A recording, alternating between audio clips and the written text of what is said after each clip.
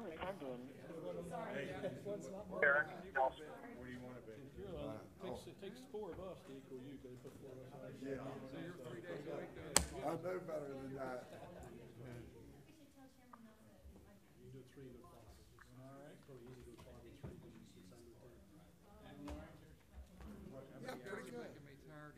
How many hours of sleep are we supposed to get? Trying to behave myself. I don't know, but I try to get 7.5 to 8. This time of the day.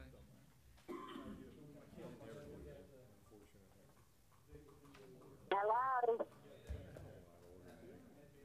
hello Judy, this is Doug Kirk, also by phone. Okay. I don't think they hear us. We can hear you. No, I don't think they're really started yet. Okay. One of these days, I'm going to say, maybe sooner rather than later. Somebody was telling me today, he said, Hi, can everyone hear me? this John Crusty, who was being a baseball player, quit in the middle of the game. I wanted to let you know that if you're having trouble hearing, another option may be Quit in the middle of the watch PEIA it meeting tomorrow. via the PEI task force website. Just an FYI. And there's not a link. I sent you a text just now. Oh, sorry. Okay. It should be, yeah. On the main page, there's 2 red boxes. And it's underneath the box that reads. Watch public outreach hearings. Seems to be. It says watch public outreach meetings here. Oh, so it's called. Okay. Outreach, though. We're not public It outreach. doesn't work. You gotta hit the little red button that has an arrow in it. That's the way there's a little red It's button. a Facebook page that was last updated on August 16th at 7:09. It's streaming to that Facebook page right now. Okay, it'll be streaming to that Facebook page in just a minute. It's live now. Oh, it's live now. Okay, excellent. Okay. You're live, Senator Blair. They're watching, sir. They like today. We got it. Thank you. You're welcome. Yeah. And I'm sorry, tell me, I hear Mrs. Hill, I hear, The day up there. Doug Kirk, Beth Hammers, is that, okay, is that who I have, all 3 of those? Everything's green, and you look for windows. And Eric's calling in. You're Okay, great, okay, I'll make note that you attended the, okay. Thank you. Is the phone audio going to get any better? Are we going to be able to hear what's being said in the room, or do I need to go find a computer and watch that way? We're not sure. I'd say 50-50. Well, let me ask you this. Can you hear me on the phone? Okay, I'll go see what I can do. I'll stay on the line. Can you hear me on the phone?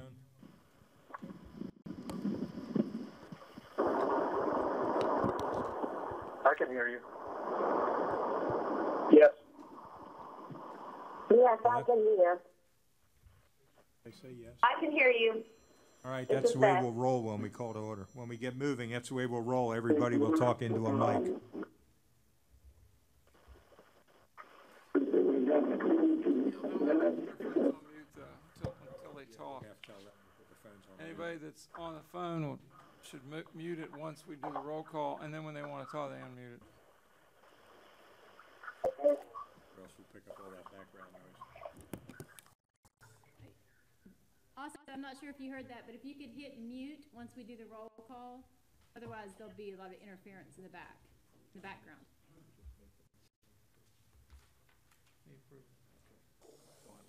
Put that on the agenda.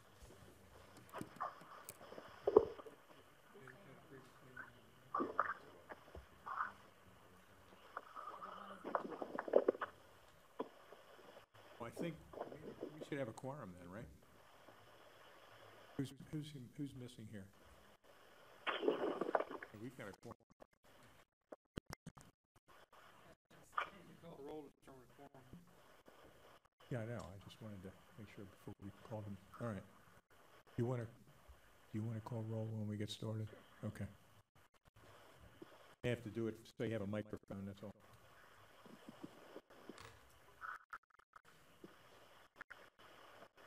All right, folks, we will call the meeting of the Cost and Revenue Committee to order at 2:04 p.m. We have a number of people in the room and on the phone, so I'll ask Rebecca to do a roll call. As indicated previously, after you respond to the roll call, those on the phone probably put your phones on mute if you can to avoid the background noise, and then if you need to talk, you can chime in when we go through. So, Rebecca, it's all yours.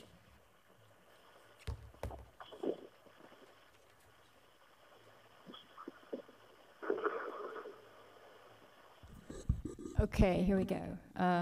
Joe Lechnauten. Here. Delegate McBates. Senator Craig Blair.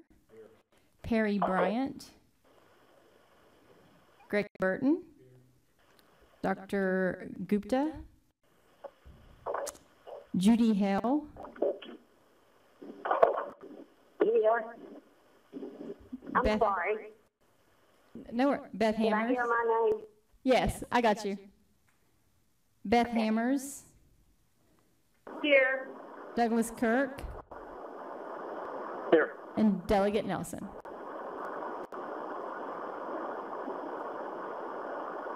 Are you still with us, Delegate Nelson? Oh, I'm here, yes. Okay, thank you. Okay, we established a quorum. The first item that's not on the agenda, but it's in your packet, we have the minutes from the May 15th meeting and June 27th. The May 15th was a meeting of this committee. The June 27th was the meeting that was a joint meeting with the Plan Design Committee. So if you can take the minutes from May 15th, if I have a motion for approval of those minutes. Second. Okay, we have a motion and a second. Any questions on the minutes? If not, all in favor of adoption, say aye. Any opposed? Thank you. June 27th is the joint committee meeting. Is there a motion for approval of those? We have a motion and a second. Any questions? Not all in favor, say aye. Any opposed? Thank you. Minutes are approved. Just briefly over the agenda, what we're going to try to accomplish today. We all received the report from the Public Outreach Committee, their final report that the full task force reviewed. There's just a couple items I think we should make reference to there that affect this committee. Probably doesn't need a lot of discussion today, but just we'll cover that. Then we'll have a discussion with Mark from Department of Revenue.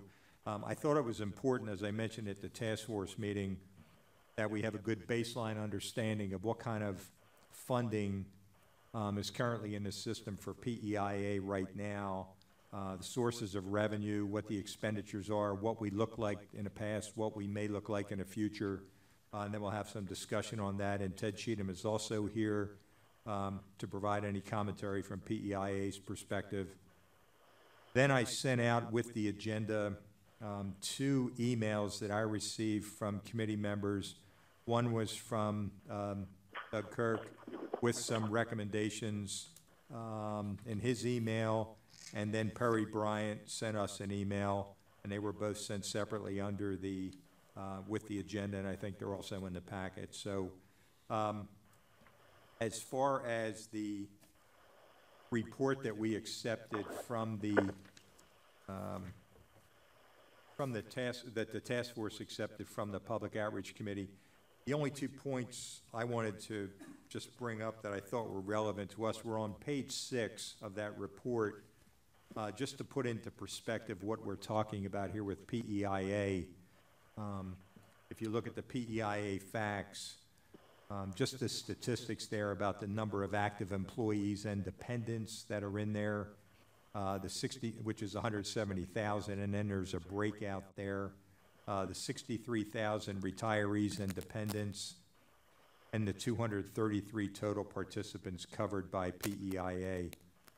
And then we also have commentary that was received online, but that I was just pointing out the population that we're affecting when we talk about PEIA. I think it's important just to know the number of people, the number of lives that we're dealing with in our deliberations. The other item that I think is something just to keep in mind is on page 11 and 12 down in 11, there were recommendations about what these suggested funding sources could be for PEIA funding, and this is as a result of discussions and I believe the surveys, and you can see that they're not put in any particular order, but there's a number of them there. I won't go over them, but we're talking about a number of issues that people feel could be sources of revenue. I guess it's up to us to decide whether they could or should be sources of revenue, whether they're appropriate sources of revenue, and I think the third piece on that might be, are they stable sources of revenue? So I think just putting those into perspective about what our charge is, we're dealing with a number of people covered by PEIA, and there's a number of suggested revenue sources that were thrown out during the deliberation process by the Public Outreach Committee. I thought it was important to shift having that background to the discussion with Mark and possibly Ted for some additional commentary about the cost and revenue related to PEIA. And as Mark comes up, if he would, to the podium to have the mic, I just wanted to stop and see if there's any comments or questions related to the items I pointed out in the report.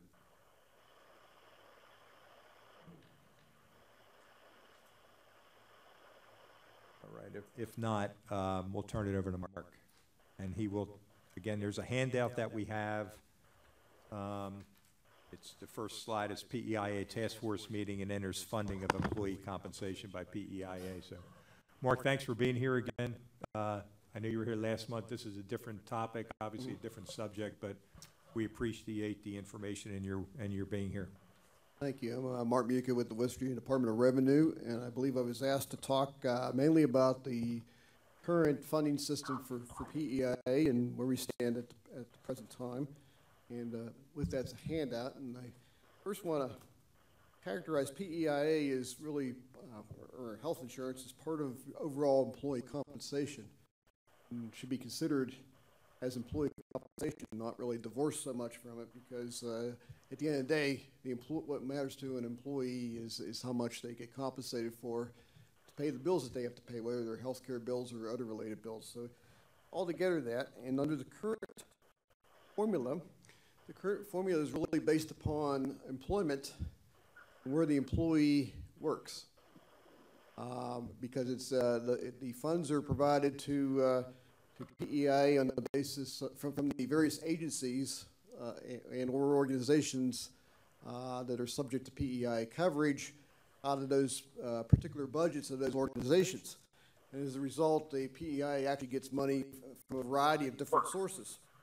And to start out with that, it might be interesting to note that the General Revenue Fund, while it's important, only about 40% of state employees actually are covered under the General Revenue Fund. The other 60% are paid out of various special revenue funds or federal revenue funds. So the General Revenue Fund is in the minority in terms of state employees. However, that does not include the local school teachers and school service personnel that are funded out of the General Revenue Fund by way of the state school aid formula, where there's a monetary transfer to the local county school boards, and then funds are paid out of those particular accounts.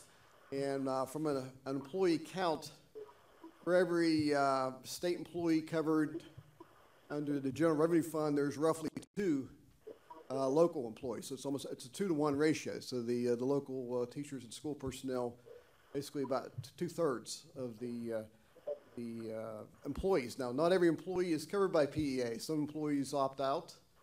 And then, of course, we all come in different shapes and sizes. Some of us have large families, small families, single, different characteristics. So it's not quite so simple as discounting employees. But about 34% of employees are funded out of special revenue accounts, 14% out of state road fund, and the other funds account for the balance, with about 11% of that being the federal fund.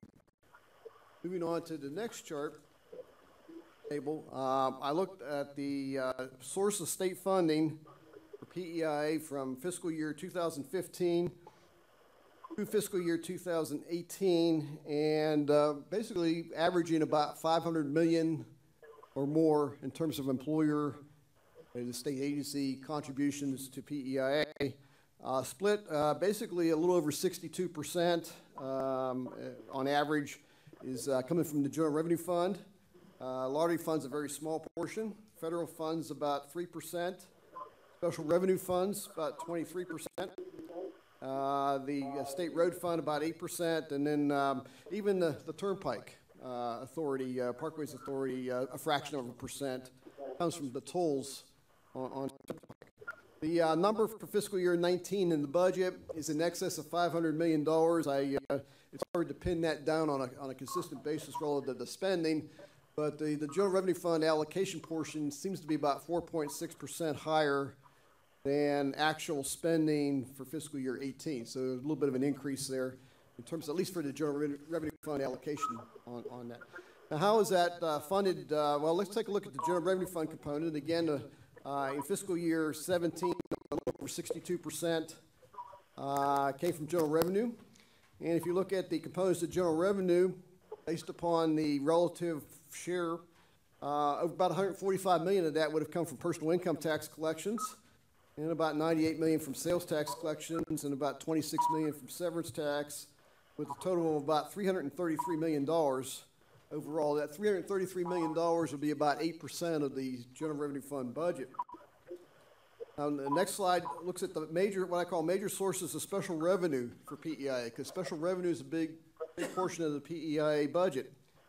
And special revenue, these are some of the major areas. The Public Service Commission, through regulatory fees on public utilities, that's how their budget comes about. And that they have a significant contribution to PEIA. Department of Environmental Protection relies on various special revenues from regulatory fees. Again, it goes into PEIA. Insurance Commission, regulatory fees on the insurance industry. Higher education, a significant portion comes from tuition and fees. Lottery Commission, their administrative fees cover their expense. Division of Motor Vehicles, as well as Department of Highways, would be state road fund revenues that pay for their fees. And of course, Parkways Authority toll fees. It's a significant variety of special revenue funds for PEI. That's not all inclusive. That's just some of the examples. So, Mark, when going back to page 2 on the slide, that's 0.6%.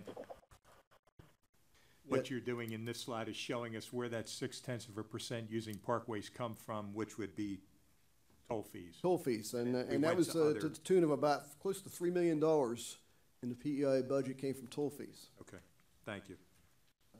And then next slide, I call it major areas of federal revenues, PEIA, in terms of FTEs, over 4,600 FTEs are funded out of federal funds. DHHR has the biggest share, over 2,000 employees. Military Affairs and Public Safety, Homeland Security and whatnot, 470 FTEs. Workforce West Virginia, which runs the unemployment insurance system, has over about 460 FTEs. Division of Rehabilitation Services that provides rehab services to our residents, mostly federally funded, 450 FTEs. DEP, 380 positions funded out of federal accounts. So the federal treasury effectively provides money because it's an employer-driven system, and it's the source of the revenue that pays those employees. Looking at state government tax collections, and this is just to illustrate that West Virginia and other states are very similar. The two major sources of revenue for general purposes is going to be the personal income tax and consumer sales tax. Overall, nationwide, about close to 70% of all state tax collections come from either sales tax or personal income tax. In West Virginia, it's about 60% of our total collections. What's the difference between general sales tax and selective sales tax? Selective sales taxes would be things like cigarette tax, beer tax, the various excise, consumption taxes. We have a special tax on motor vehicles, utility taxes.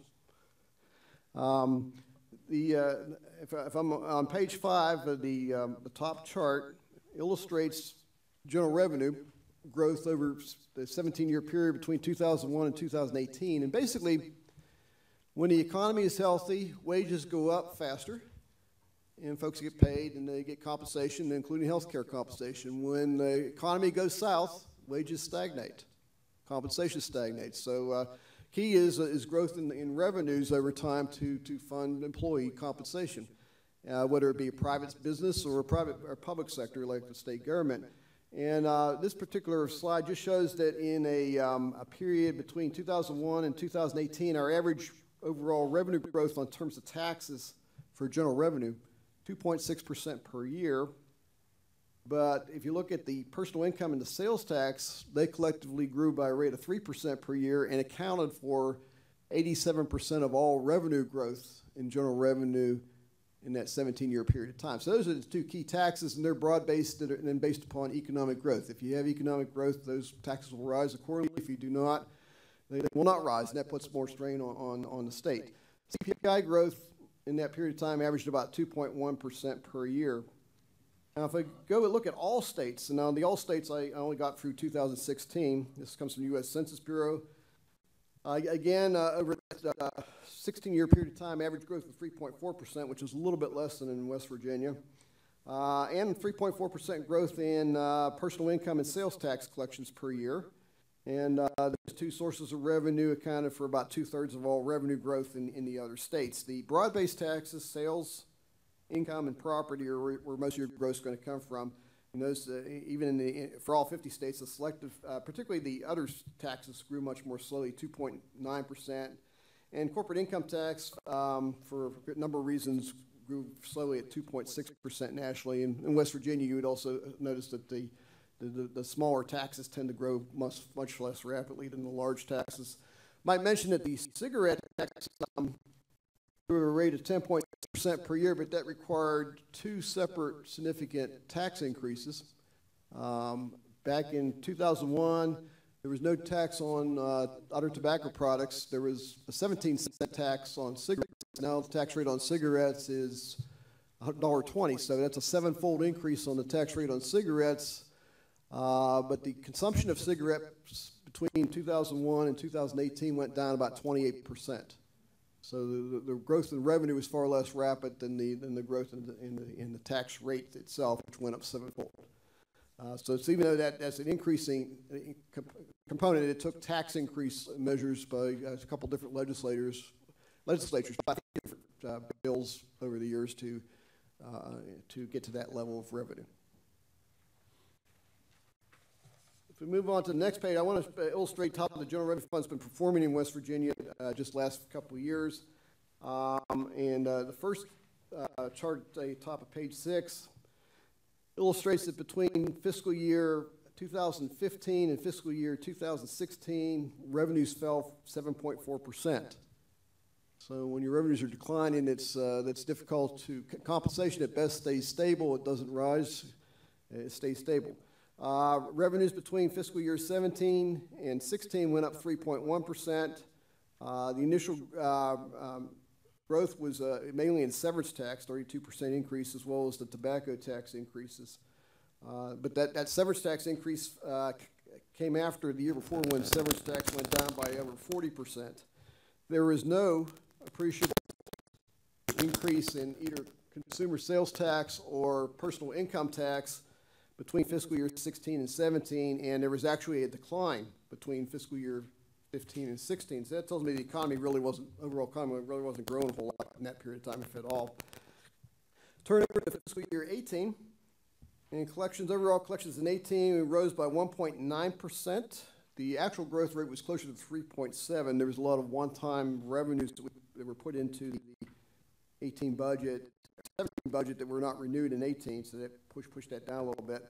But you'll notice that beginning in fiscal year 18, we start to see growth in sales tax, although it's 2%, and personal income tax 5.8%. And it continued, a bit of continued increase in severance tax, about 7.8%. So those are the three highlights, with about $130 million of net revenue growth between the sales tax and the personal income tax itself. So those are big factors that tells us the economy is beginning to grow again. Now, I bring all this up also because there's some consequences when you go to a dedicated revenue source. Then you're divorcing yourself from the employer relationship. Therefore, if I do that, a dedicated revenue source to me is like a general revenue. That puts the pressure on the general revenue component to pay the bills. And it takes pressure away from all the special revenue funds. That is, I don't need to increase the amount that's coming from the state road fund or as much as before because there's a dedicated fund that's paying the bill. It's not coming from federal funds. It's not, I'm capped that way. So you're taking the pressure off the special and federal funds, and you're putting more pressure on the general fund because that, whatever the dedicated taxes would be equivalent to a general type of levy that's generally imposed across the board. So that divorcing from the employer relationship has some consequences that may negatively affect compensation because compensation is not just health insurance, it's also pay, especially for those who would be in the General Revenue Fund. Mark,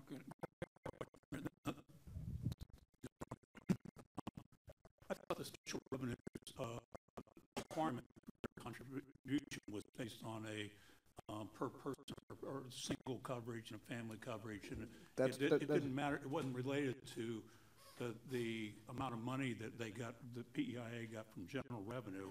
It was here's what it costs to insure your employees, and you have to pay it, whether it's $100 or $200. That's exactly my point. And I may not have stated it perfectly. My point is the current system, the funding is based upon employment status and whether it's family coverage, single coverage, whatever, but it's based on employment status and where you're located. It's not based on any special funding dedication. If you move to a special funding dedication, you've cut off, to some extent, the tie between on the employment side, which has the effect of either capping or putting a little less pressure on, say, the federal funding and the special revenue funds, a little more pressure on the general fund. Okay. That's one. Because the federal money will equally fund it the same way the general fund or other people fund employees. When you say, okay, instead of it based on somebody's employment status, I got this special kitty over here. It's going to pay the bill. That special kitty's not tied to employment. So that takes the pressure off the agencies, the revenue fund agencies that are contributing based upon, unless you're raising both at the same time. But in any case, it takes that off, including the general revenue fund pieces. But you're talking about basically a general tax of some sort, which is really a general revenue fund component. So just bring that to your attention. Mark, let me follow up on that. I think there might be some confusion. Let's say the total nut for PEIA is $1 million. I know it's much more, but for discussion, it's $1 million. And the state's portion is X. Is the general fund the first source that we use to put a portion in, and those special funds supplement, or do the special funds go in first and then the general fund reconciles the balance to meet the state's obligation? Right now, it's based upon how many people were employed to get coverage in general revenue fund, how many people were employed to get coverage in special revenue fund, and it goes in at the same rates and under the same rules. It's because it's all tied on who I'm employed and that employee. That's what I was getting at. So if I have a certain number of people in department or agency, whatever, that's under a special fund, they have to fulfill their responsibility for those employees, if you will. Mm-hmm. Okay, thanks.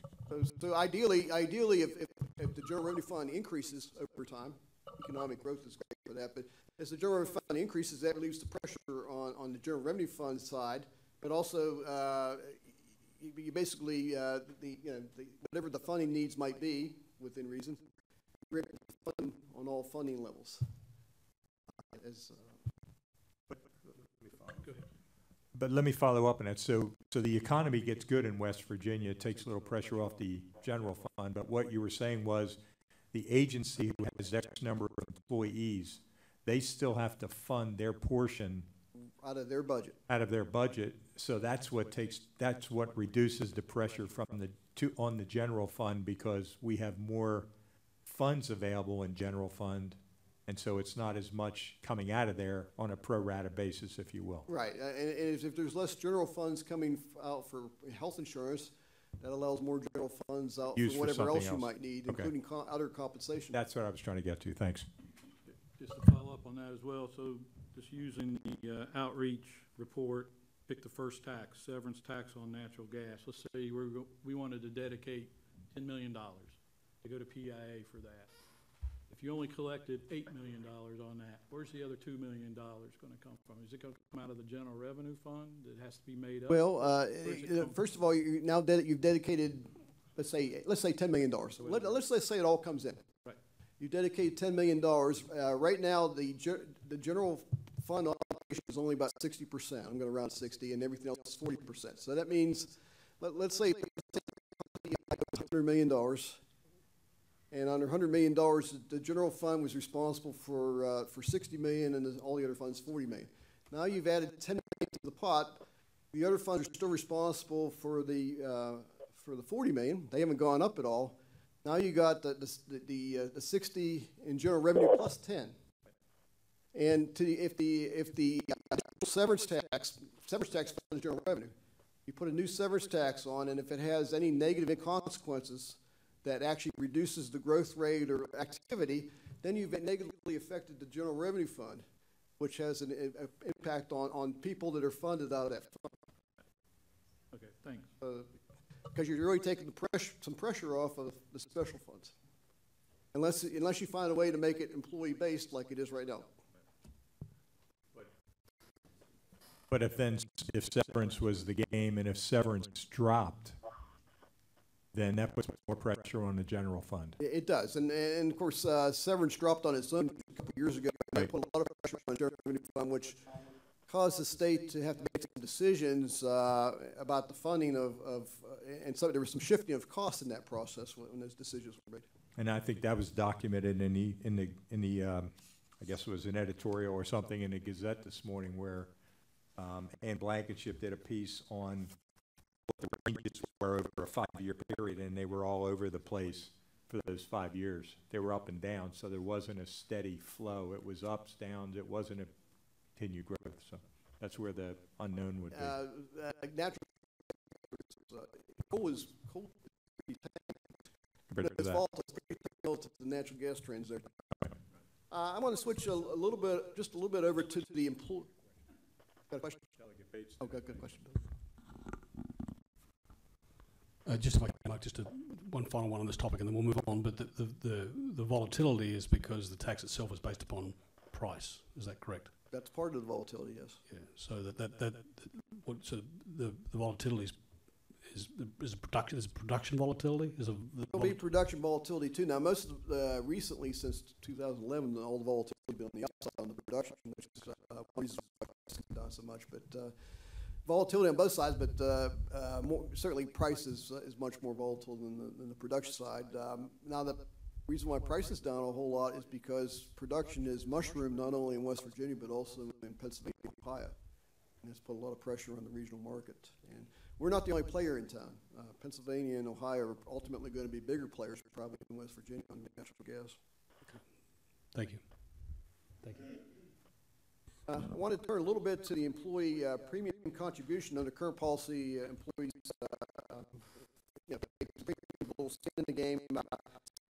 It's normally called about an 80-20 rule, although the legislature in the last couple of years, the legislature in the last couple of years has decided to put some general revenue money in over and above the 80-20 match. I think in the current year budget, about $31 million, which is like a dedicated revenue source, which takes pressure off of special revenues, but it's coming out of the general revenue fund is over and above, so that helps hold down the 80-20 piece of the pie. But I want to take a look, just went back a few years, and I took a PEI Plan A, which evidently is the most popular coverage, And I just took both the single person and the family coverage, and I looked at the annual premium that you would pay based on income levels in 2014 versus 2019, and looked at how much it's increased over 5 years.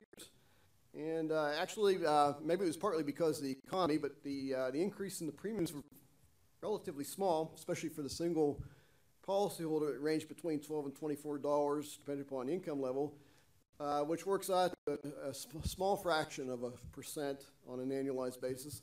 And then for the family, average was in the $216 to $276 range, which on a 5-year growth rate is generally somewhere around 1.5% for most of the folks, maybe a little less for some, a little more for others.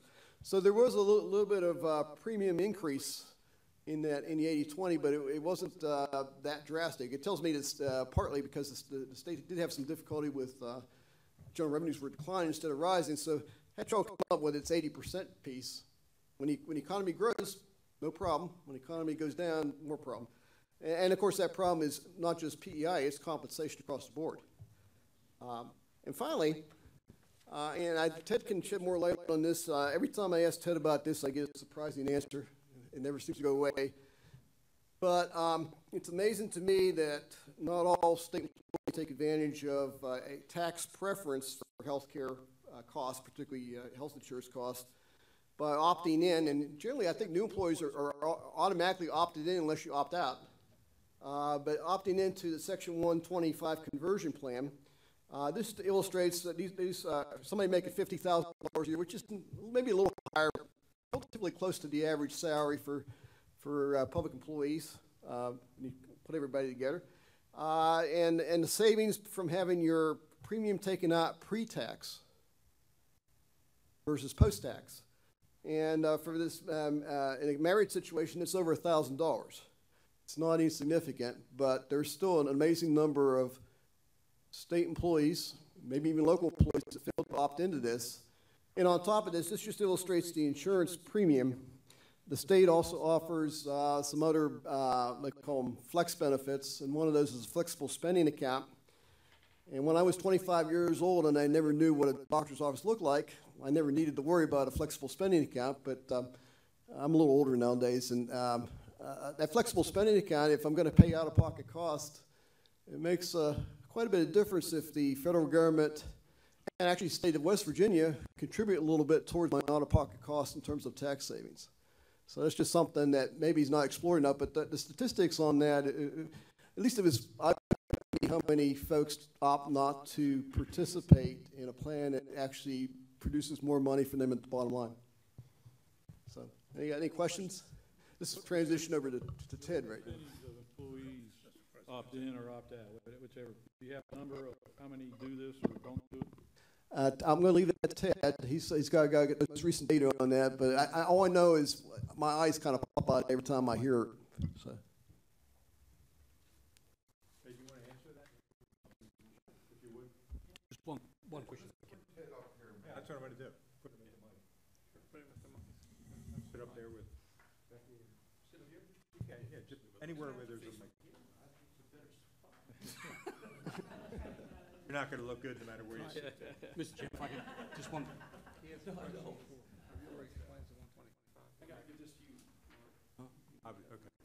Yeah, so the answer is, Is your question That's section of Mark. Just one, if I could, just one quick question of Mark before. If I get, Mark, just one thing. You spoke before about the portion of funding that comes from general revenue, and that I think you said that 2/3, or for every one employee that's funded through general revenue, state employee, 2 local employees? 2, at least in the school aid formula with regard to the K-12 education, the school service personnel as well as the teachers. So that PEIA premiums are paid out of the Treasury school aid formula.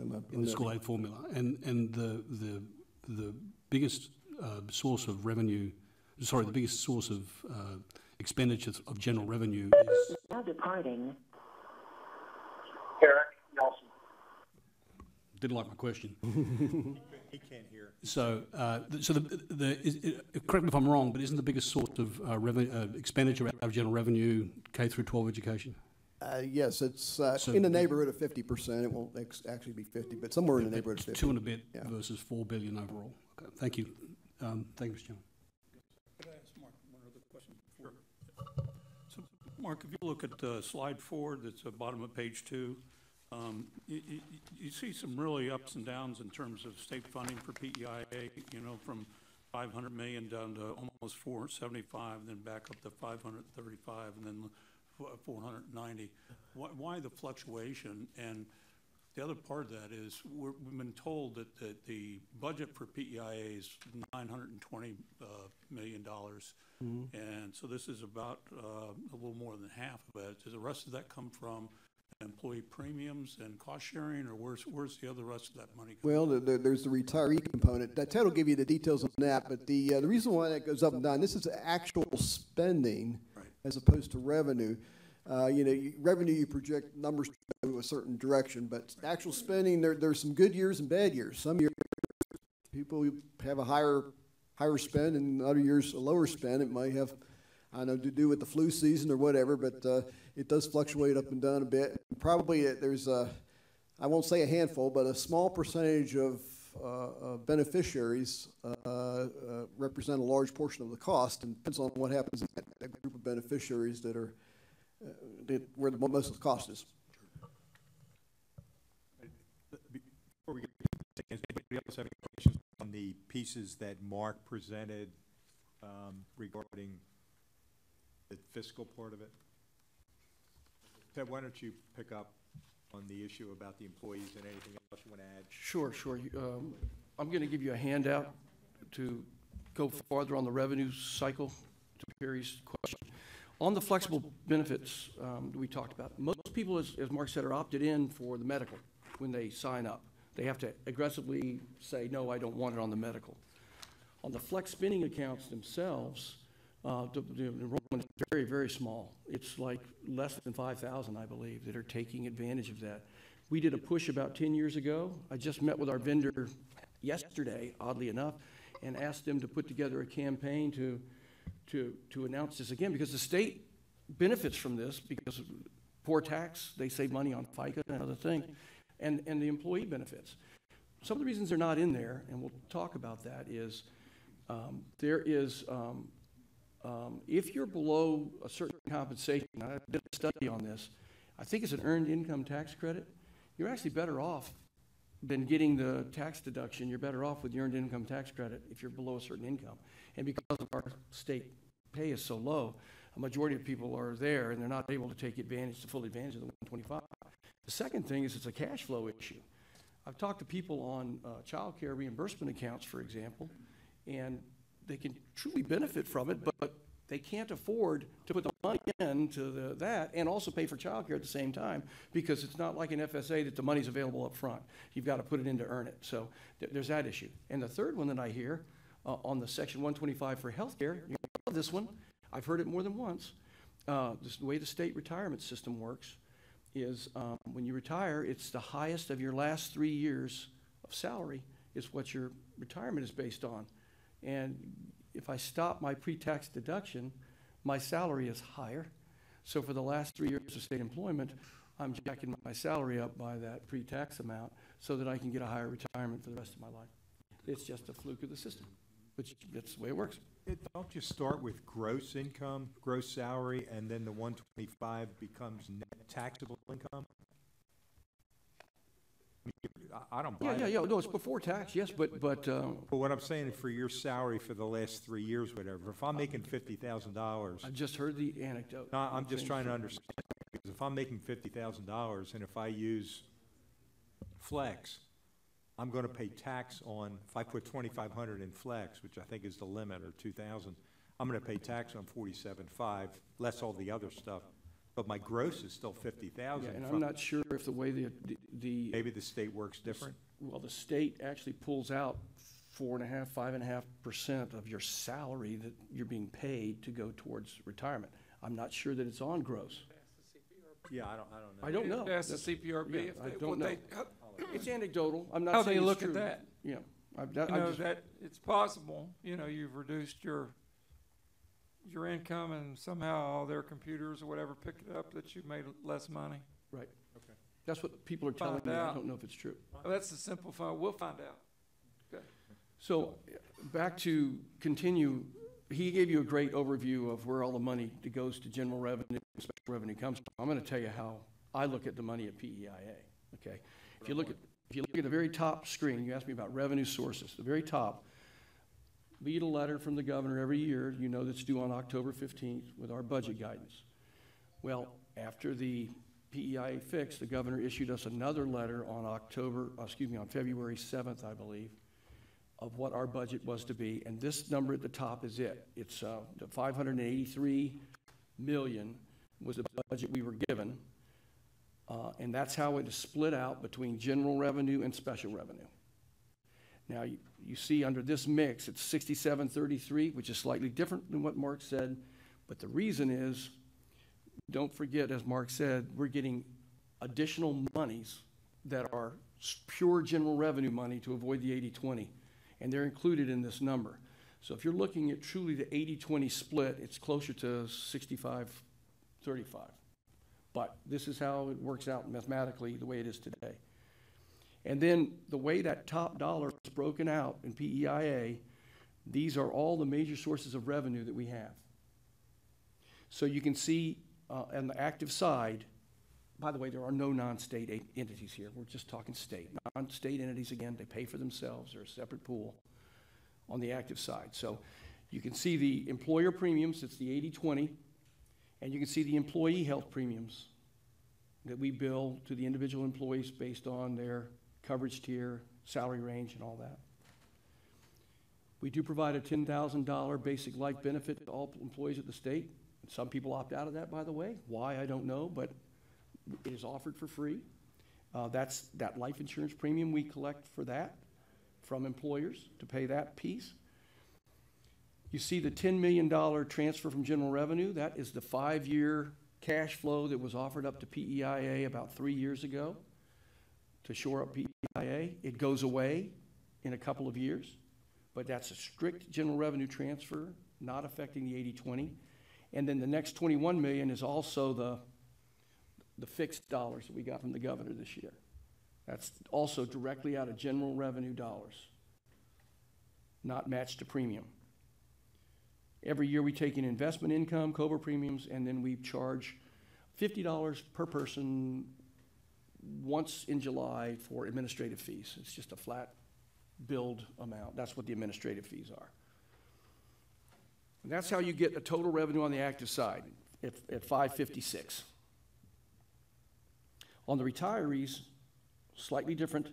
The retirees do include non-state dollars because the non-states do pay into PAYGO for retirees. So they're blended into this mix, okay?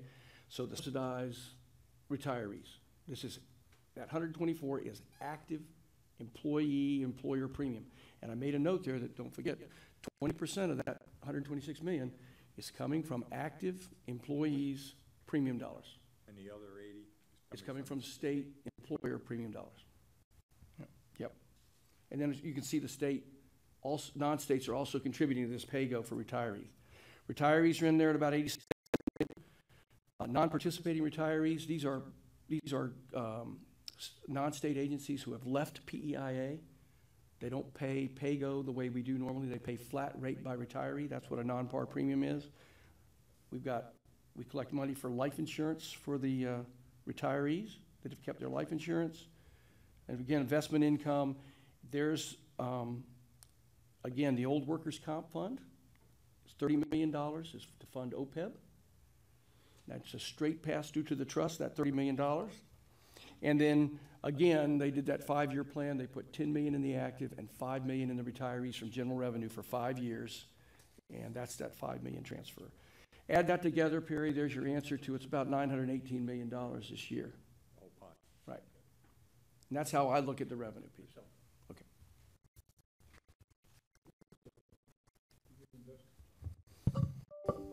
Get investment income of, looks like 57 million on the retiree side? Yes. Right? And you get 8 million investment income on the active plan? Yes. How much do you have where are you generating those dollars from, the investment income? What pot of money do you have invested total? Yes, we have about $1 billion in the retiree trust for the OPEB fund. And our policy is all investment income goes into fund OPEB. So you've got two funding sources right now. You've got the $30 million that the state is putting in from the old workers' comp fund, as well as about $50 million a year from investment income that we don't touch for operations. We keep it right into the OPEB trust. So we're contributing about, and have been, about $80 million a year into OPEB. And we will be over $1 billion under investment. Also, the difference in investment dollars there is, since we're not planning to use the money in the trust, it's invested all completely differently, long-term, bigger gain results. We're averaging about 7.5%. On the active side, that's money shorter term because we use it for operations, and it's invested more in BTI than in the long term, and it's only off the reserve, and the reserve's about 120 million, so it's a different piece of money.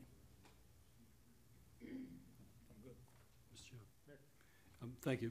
Ted, the $30 million that's going to OPEB, and you mentioned workers' comp a couple of times. I'm not quite understanding that flow that it indicates here, and maybe Greg knows more about this. No, so the legislature, when they privatized workers' comp, to stop that liability and help Brick Street move forward, they moved all the old vested workers' comp claims that still had to be paid and run out into the Department of Insurance. And the Department of Insurance managed that old workers' comp fund. And money was put aside. Mark can tell you where that funding source is from, but money was put aside to help fund those claims in the old workers' comp fund, not part of the new fund that Brick Street set up. When that was actuarially sound and forecasted in 2016 that the old fund would be completely funded, actuarially sound, that funding stream, $30 million of that funding stream was then going to be diverted to PEIA. And it actually didn't come in 16, it came, I believe, in 17. It was about a year late, but that's how we're using to fund OPEB. And that was through the legislature. My understanding was that the old fund hadn't been certified as fully funded yet, actuarially. So I think if I remember right, again, reading things that were in the paper, they didn't need all the money, so there was, this is old numbers, but I think it was like $250 million total dedicated revenue stream going in to pay off the old liabilities. And they took part of that early and stuck it into PEIA. So that stream continues, or it goes away now? If you're going to, I don't know if they continue this stream or not. I assume they do. This stream is, again, supposedly dedicated until we're fully funded, which should occur hopefully around 2038. Yes, Mark, there he is. So, again, the $30 million is actually personal income tax, and normally it would be general revenue. It at one time was dedicated to workers' comp, now it's dedicated to OPEB for a period of 30-some years, 35 years or something like that. The workers' comp is still receiving funds from employer premiums, but the employer premiums under legislation was adopted last session. The employer premiums end about the end of December. So by the end of December, the funding stream will stop, and at that time, the old fund should be reasonably funded for actuarial purposes. That was legislation was enacted last session. So there's, and by the way, some of that money that's coming from employer premiums is actually being diverted to the general revenue fund. So it's kind of a we're sending $30 million over to OPEB. About $13.25 million of those premiums are going to be collected in the first half of fiscal year 19. Are actually going to go to the general revenue fund. I think trying to think what the split is. It's probably about almost 75% going to the general revenue fund, 25% to the old fund debt. So the old fund debt's pretty well taken care of, and a little bit of money flow still going there, but it should be pretty much closed out by the end of December. So this $30 million is actually personal income tax? The $30 million is personal income tax. That was going to workers' comp that was redirected,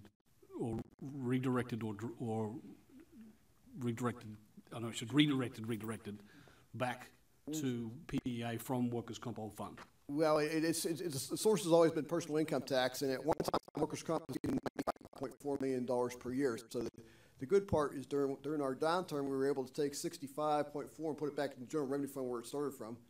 But the 30 million, there was a legislation passed several years ago that dedicated 30 million of that personal income tax to the OPEB fund. Okay. Thank you. Thank you.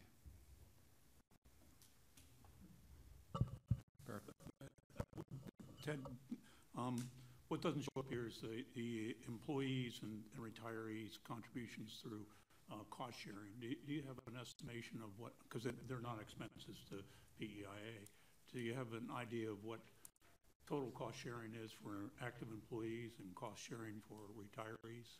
Yeah, we do, Perry. Remember in the briefing I gave, the 100-page packet, yep. There are actuarial plans listed. Actuarial values of the plans are listed. That implies whatever's missing is what's being paid by the employee.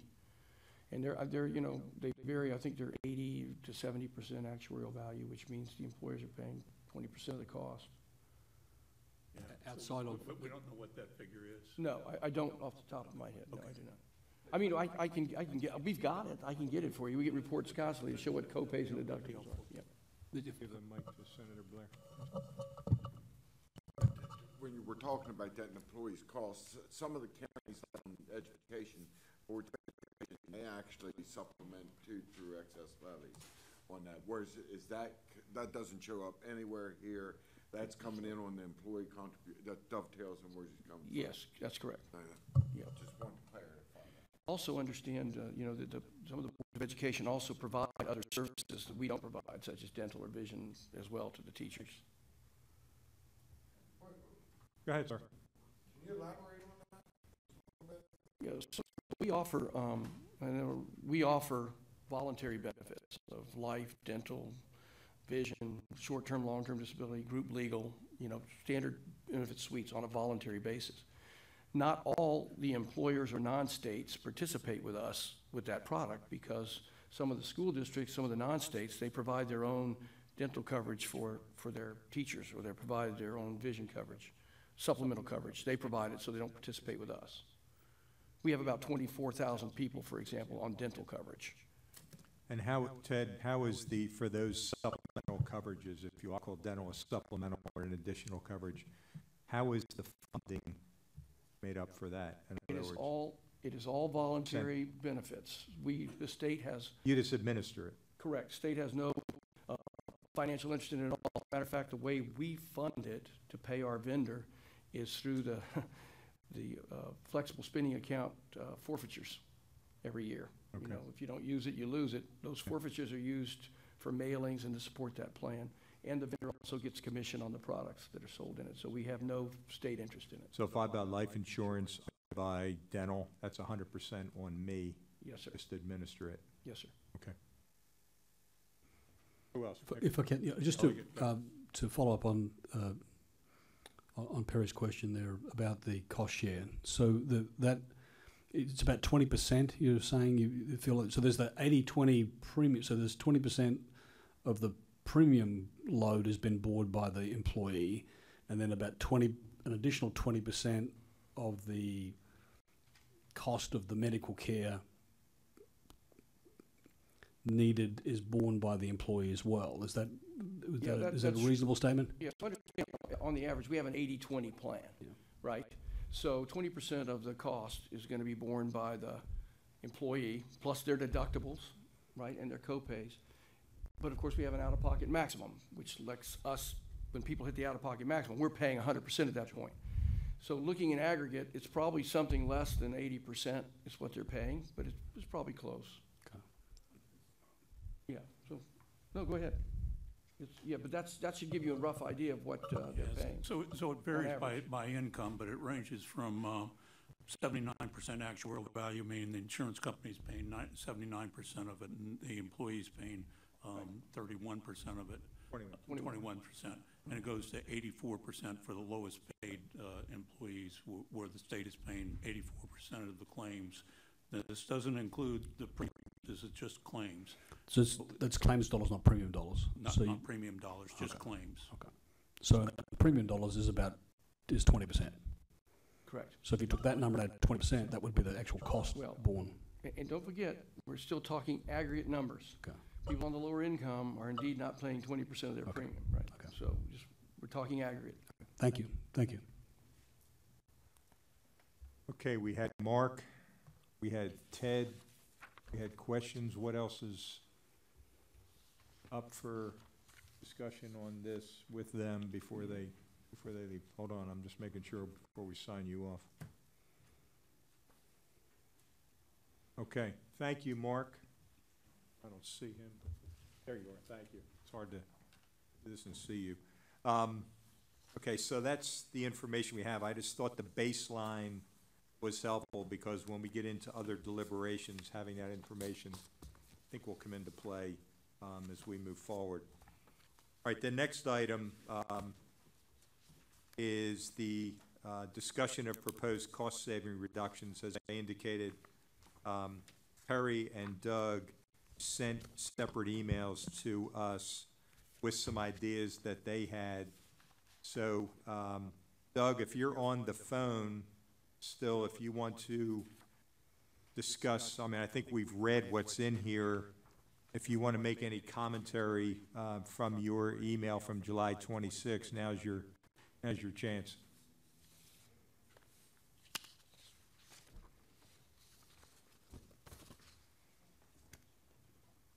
Do we still have you on, Doug, or are you on mute?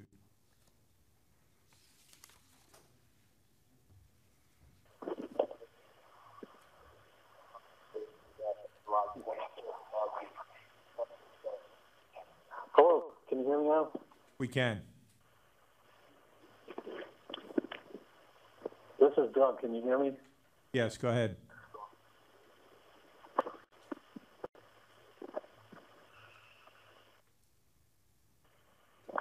Can you hear me now?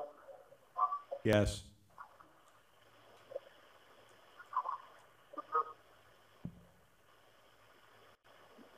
It seems there's a significant delay.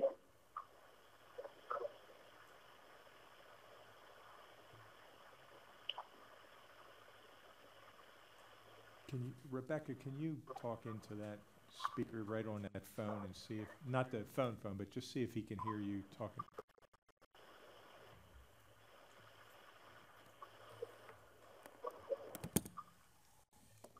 Doug? The delay is about 30 seconds. Tell him to start talking. You can go ahead and start talking.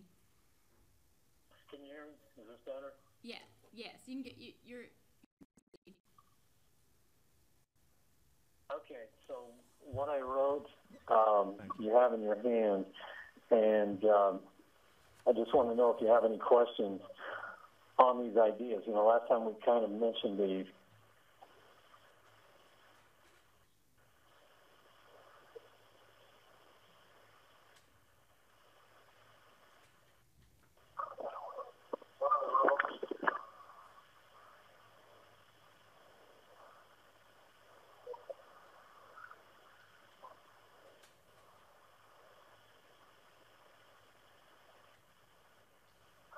Doug, I think what we're going to have to do is maybe defer this to the next meeting because we're not hearing anything that you're saying. Are you guys hearing me live?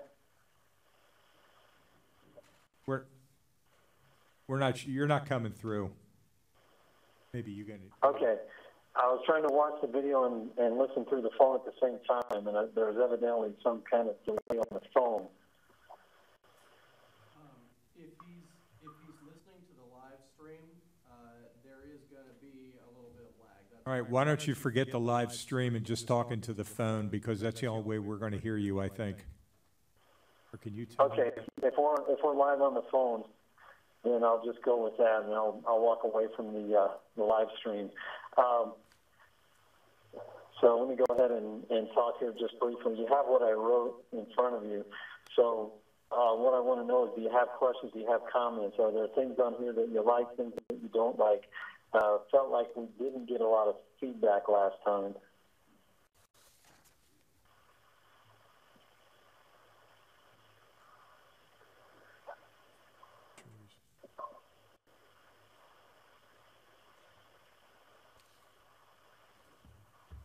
Doug, I think what's going to be best is that we probably defer on this until the next meeting when you're here, because this isn't working back and forth. Okay, well, let me ask you this. Can you guys work from the paper? Can you evaluate what I've written without my input?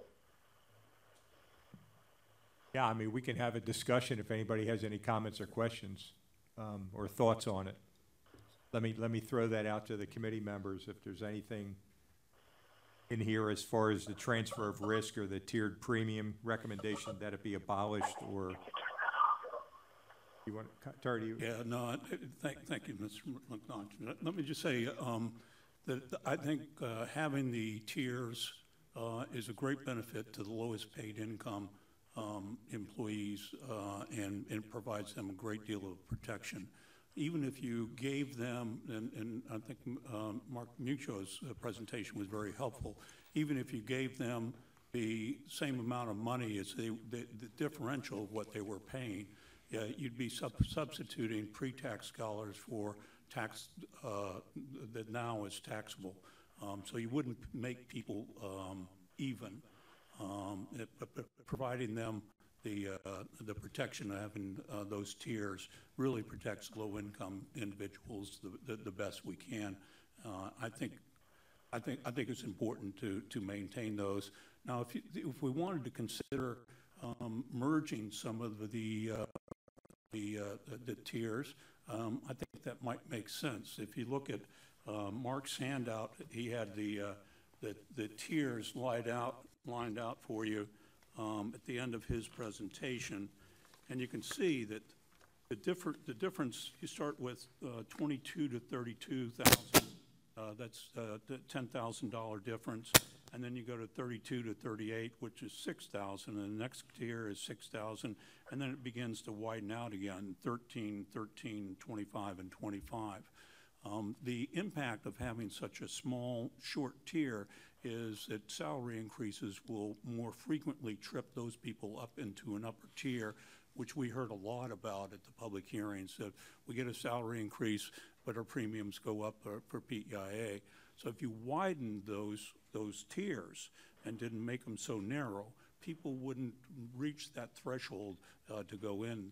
So but that's a very different discussion than talking about eliminating the tiers altogether and charging our highest paid employees and our lowest paid employees the same premium amount, which I think would be to the detriment of the lowest paid employees in the state. Okay. Any other comments? I mean, I think what you're saying is keep the tiered premiums, maybe adjust them, spread them a little bit, but don't abolish them. That would make sense. Greg? Yeah, I would agree with that with one caveat, that if you did want to look at doing the tiers, if you could find, and I know it's always tough to find a pot of money, but if you gave some one-time salary increases to help offset that going forward, that may help them as well. But if you're not able to do that, then doing the tiers, leaving them as they are, but then consolidating some of them does make sense to me as well. Okay. Any other comments on the tiers? How about the comment on the premiums and deductibles? I'm not sure I totally understand what his recommendation, and it says move that premiums and deductibles paid in the various plans be evaluated to balance the premium being paid with the amount of risk being transferred. I'm not sure I totally understand what that's focusing on. I mean, I understand what premiums and deductibles are, but I'm not sure what the recommendation is there. Anybody have a read on that? Or okay, we'll have to go back to that one. Tax things that are damaging to health.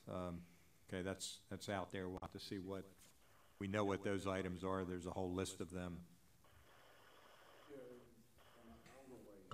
Okay. And that seems like a great idea to start with on that, but you actually tax yourself into being in an uncompetitive environment for that. Let's use tobacco, for instance. You can see our revenues are up on that since 2002, to demonstrate here. Or it was 2002 or 2004, whatever's on the paperwork here.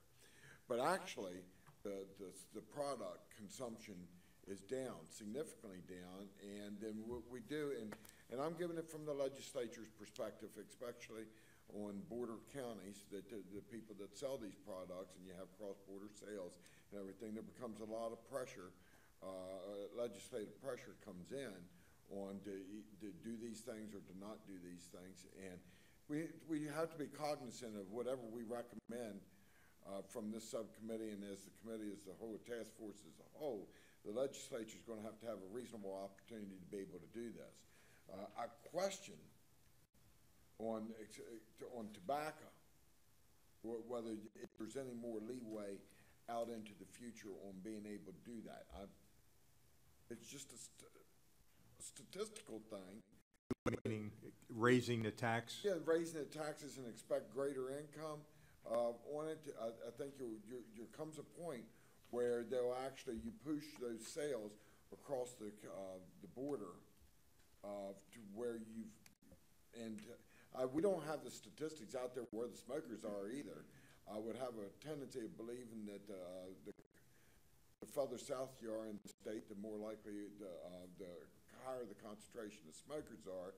And if you're further south, then that's where across the, okay, so now you got Virginia that has a lower tax that gives the flexibility, and then you're talking about the black market sales also.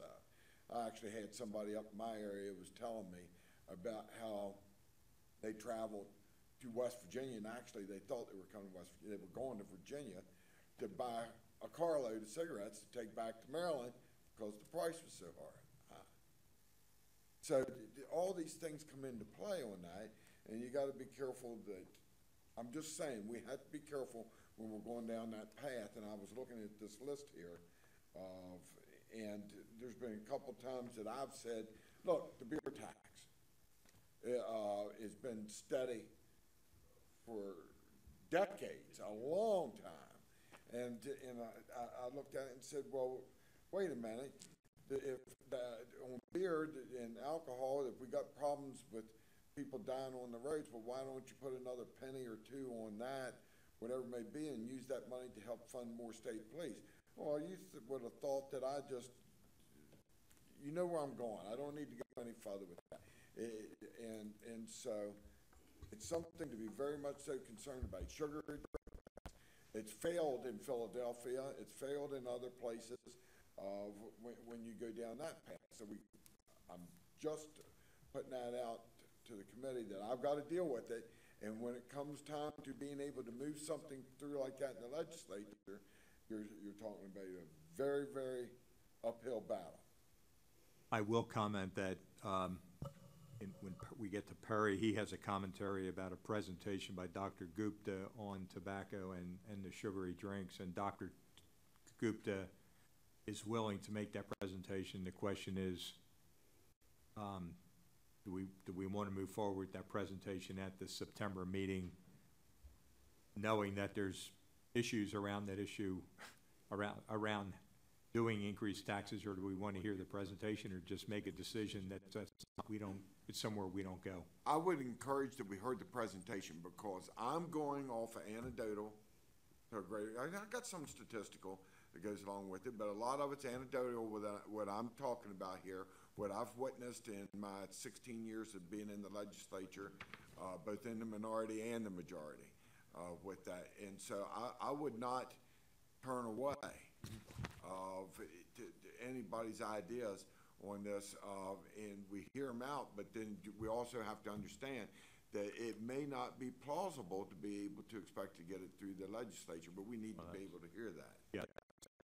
That point I tried to make at the beginning of the meeting, we can make all kinds of recommendations, but I think we have to be somewhat cognizant of what might be something that may or will have support in the legislature, but that's not our decision to decide whether the legislature will support it. I think we have to be cognizant of that. So for the September meeting, I currently have on hold Dr. Gupta to make a presentation on tobacco tax and I'll call it the sugary drink tax, for lack of a better term, so we can move to that. There was a comment here about processed food and TV. I think the piece about TV was that sitting around watching TV is not good, but then we're getting into people's rights and homes. And I know I'm not going there. I went there once on a smoking issue and just about got thrown out of the committee meeting room, so I'm not going to go about people watching TV at home. And then processed food, the same thing. There's probably a point where we reach some limitations on what we want to recommend or don't want to recommend.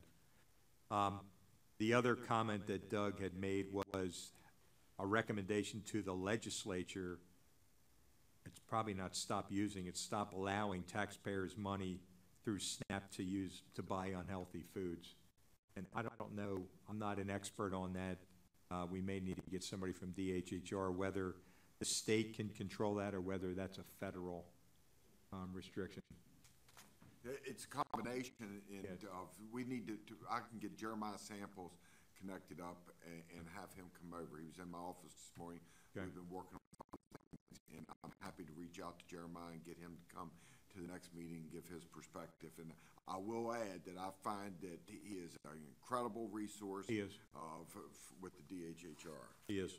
So I'll work with you, and we'll reach out to him and get him on, and we can have a tag team between him and Dr. Gupta with those issues. The SNAP issue constantly comes up, but I don't know if that's a state rights issue as much as state and federal, so we may have some restrictions, and Jeremiah can clear that up. I have my back to you. Did you have any comments on these or not? Okay. So that's Doug's list, and maybe in the spirit of moving along, Perry, we can go to your commentary on the email that you sent. One on cost containment, you have a second group on revenue measures, and third on structural changes, and we can discuss that when you're done. Thanks, Mr. Yes, sir. Let me, the first proposal I made was to expand the Comprehensive Care Partnership Program. This is a program that PEIA has undergone for a number of years. It reimburses primary care providers on a per capita basis rather than a fee-for-service arrangement. And a fee-for-service arrangement, all the incentives are to provide more and more services, because every time you provide a service, you get an additional fee. Where a per capita or per person basis, it shifts those incentives, and it makes the primary care provider a partner and share in the risk with PEIA about future costs. In addition, it has a huge benefit to the beneficiaries. If you sign up for, if your physician, the practice is a part of the Comprehensive Care Partnership, you sign up for it, you're eliminated the co-pays and the deductibles. And we heard at the public hearings an awful lot about how deductibles in particular were a deterrent to appropriate utilization. Well, this removes that barrier so that employees can access their primary care physician appropriately. It also builds in, though, a continuum of care, because if you participate in this program and you go to a different primary care physician, you're charged as if they were a specialist. So you're not charged $20, you're charged $40 for that office visit. So it really builds in a continuum of care, which is very important, as people know. Can I clarify, Perry, an issue which it's not on here, but go back to the issue of the copay. Does this program, and I'll go to Ted in a minute, but does this program is your purpose to allow me to eliminate? Currently there are no deductibles, with the exception of the Huntington Internal Medicine Group. They charge at $10, but all the other participants, there is currently no deductible or copay in the program. So okay, I'm not suggesting that we expand that. I'm just saying that that's the current. But what you're suggesting is expanding the program. That's right. And what I'm trying to understand for the rest of the group here and those online watching, program, are you saying expanding it to allow me to go to other primary care or to go to specialists?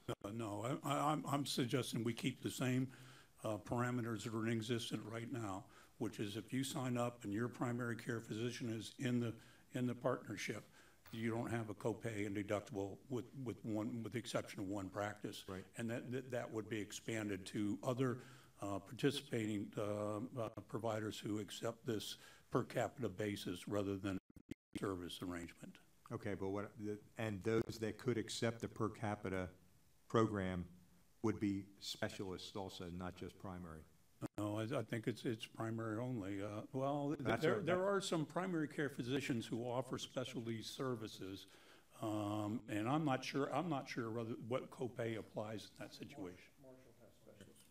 Yeah, Marshall at the moment has specialists included in the package. Can you kind of explain how this works?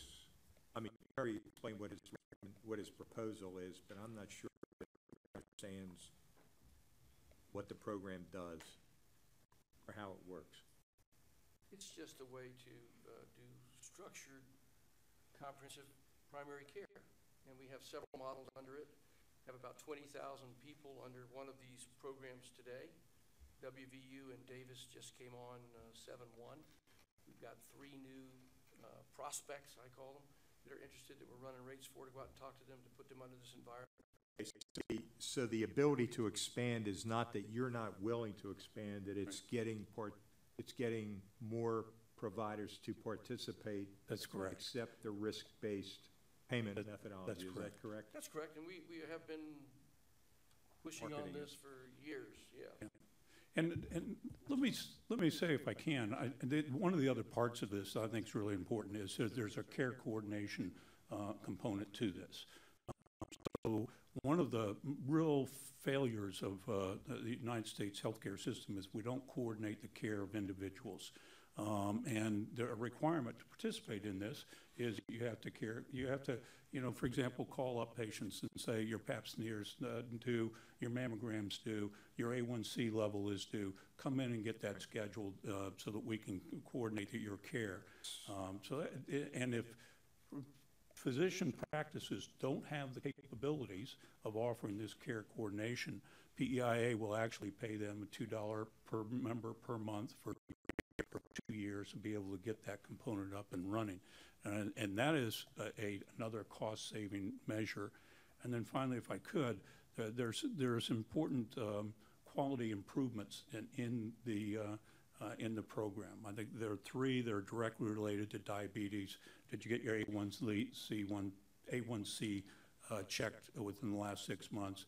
Did you get your retinal eye exam? Did you get a lipid test? There are 5 that are tied to preventive measures like pap smears, mammograms, and colorectal screens. There's 1 for emergency room use. And so these are important quality measures that the practices have to meet to make sure that they're offering quality services. Right. The only point I was trying to clarify here was you said I would suggest that one of our recommendations be to expand, and that sounded to me like it's limited now in what people are able to do. And I think the issue is PEIA is trying to market this and I'll call it recruit other practitioners into it. So it's not that they're doing anything wrong. No. It's just a discussion. This program is a win-win-win situation. But I would think that we want to recommend, for example, they have about 25,000 people in the program right now, and that's about 15% of the beneficiaries that are eligible for this. Only active employees are eligible, but we would recommend that they expand that to 30% over the next 3 years. Now, I have to tell you, I think that doesn't sound like much, but I think it's difficult because they've gotten most of the early adopters into the program already. They've gotten the FQHCs and the community health centers, and they've gotten the academic centers. Now they need to get the private physician community involved, and that is going to be much more difficult, and they're going to have to devote some additional resources to be able to reach that kind of expansion. But I think getting away from fee-for-service, offering coordinated care, and quality measures is an important step in the right direction. So your recommendation is that we need more participating providers in this program? I would set up a recommendation that they try to reach 30% over the next 3 years of PEIA beneficiaries. They're about 15% currently. Mr. Chairman. Yes, sir. Greg Burton's got something he wants to great. say here. Great. I'm trying to keep you. That's right, yeah, thank you, I'm trying I was just gonna ask, keep do back you, and do you forth. have any studies, Ted, around that 15% on terms, are they, people are healthier by going through this, or is the cost less because those 15% went through this? Do you have Yes. anything we could look at? Sure, we monitor this every year, and I guess I would tell you that, not this year, last year, 6 of the 8 major groups received a check, a cost-sharing check for managing the cost over and above. So we share with them 75-25. They get 75% of the savings, we keep 25% of the savings. This year, that's the opposite. This year, 2 of our organizations got a 6 did not. And so we're going out to see those groups now and relooking at the capitations and relooking at the process. So we try to monitor that every year. And could you talk a little bit about the reports that you provide to those practices? We provide, we put online monthly a full data of all the people that are enrolled with that doctor. They can see emergency room visits, pharmacy prescriptions. So, you know, if you don't know if your member's going to the emergency room or not, this claim will show you. You can start to look and see, oh, why is my patient getting Abilify? I did not prescribe Abilify for that patient.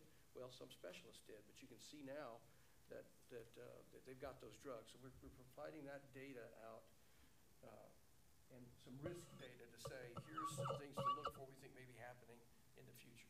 So what was, you said 2 years ago was 75% they got, 25% from the savings? So what was the total savings? What was that nut you're talking about? Oh, geez, I wish I could tell you. How about this year? I want to say this year we just gave a check to Alliday, did a press release for $60,000. That was theirs. Last year the settlements were probably in the $200,000 to $300,000 overall range. Well, maybe some a little less, but yeah. Okay. All right, I think we have a sense of what you're putting on there. You want to go to the revenue piece? Well, we talked about yeah, that. the 2 revenue pieces. It was addition, I'd like to look at prescription drugs. We've circulated a report from Kathleen Stahl that looked at what other states were doing about prescription drugs. I could work with you to see if Kathleen could attend the September 18th meeting to go over that report if you'd like, or we could work with the National Academy of Health Policy to see if one of their experts could come in and make a presentation on prescription drugs and what other states are doing to hold down cost. Is that something, I'll ask Ted, is that something, not bringing somebody in, but is that something that's doable within the parameters of PEIA based on the vendors, I don't want to call them vendors, but the companies you're using now for prescription drugs? Are you locked out from doing things like this, or is that something PEIA is able to do? Or? I think a lot of the things that Perry was in that paper are legislative items. They're not in our control of PEIA on the whole. You know, importing drugs from Canada or importing drugs is not in our purview today. You know, stopping coupons, that's not in our purview. Stopping rebates, not in our purview. Locking drug companies to certain percentage increases without legislative intervention, not in our purview.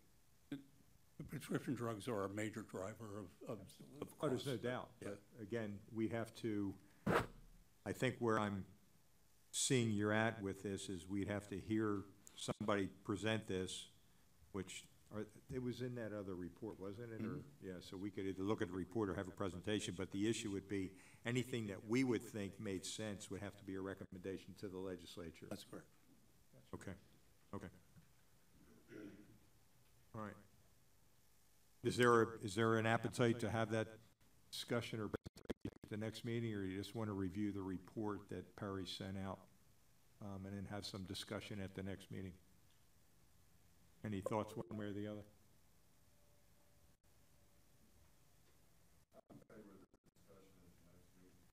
With a speaker presentation or just, okay. The better educated we are. I agree. Not just us, but people that are looking in. Mm-hmm. The better off we all are on this, so that we examine every avenue that we can. I might add that I don't see any of the inflationary aspects of the challenge that PEI has. So until we come up with a solution for that. Has done just about everything that we can with our vendor to get the drug prices where they are. We just finished negotiating a market check, which will, again, it pushed the cost curve down about $20 million.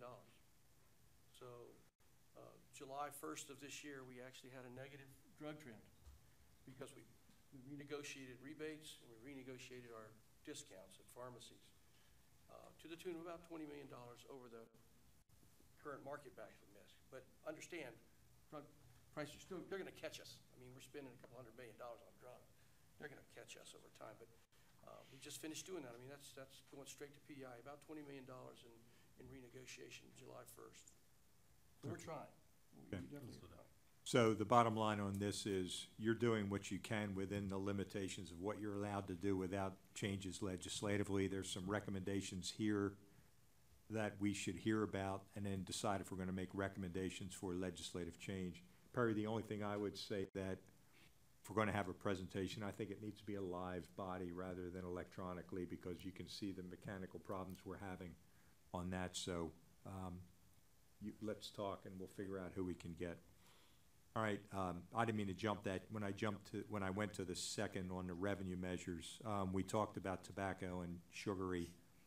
That'll be covered with Dr. Gupta at the next meeting. And we can talk about that and have a discussion. So do you want to go to your third item? Yeah, so this is structural. I struggled with trying to figure out what does fix PEIA really mean to teachers and others covered by PEIA. And I went to 6 of the public hearings. In addition to that, I made 3 or 4 school visits. And I found the school visits to be more helpful because you could have a dialogue with people. And what I heard frequently was, I'm a teacher. I'm not a tax expert.